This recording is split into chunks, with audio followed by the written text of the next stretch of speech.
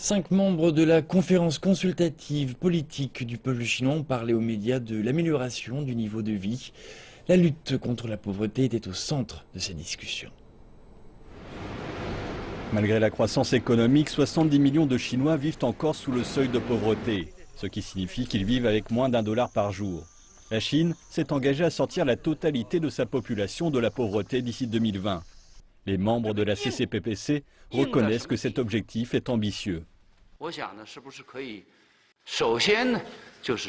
Tout d'abord, ces gens vivent dans une pauvreté extrême, ce qui signifie que leur revenu est bien inférieur à la moyenne nationale.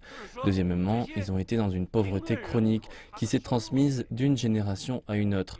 Troisièmement, ils se sont appauvris en raison de différents facteurs environnementaux, sociaux ou liés au développement et aux maladies. Tous sont des types spéciaux de pauvreté. Mardi, le président Xi Jinping a rencontré un groupe de députés du Hunan. La lutte contre la pauvreté est une de leurs priorités.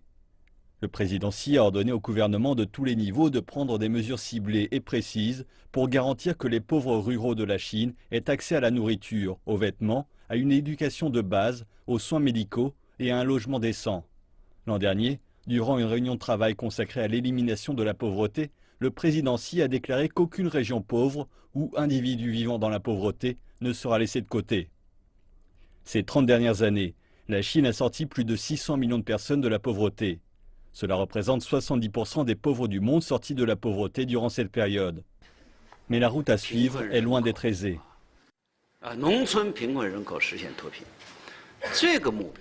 L'objectif 2020 n'est pas une sinécure. D'un autre côté, nous devons voir ce que nous pouvons véritablement accomplir.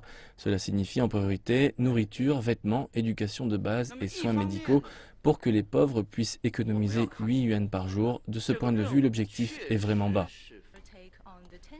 Les délégués affirment que si les aides du gouvernement sont bénéfiques, la priorité devrait être donnée à l'intégration sociale des pauvres ruraux, afin qu'ils puissent s'en sortir par eux-mêmes.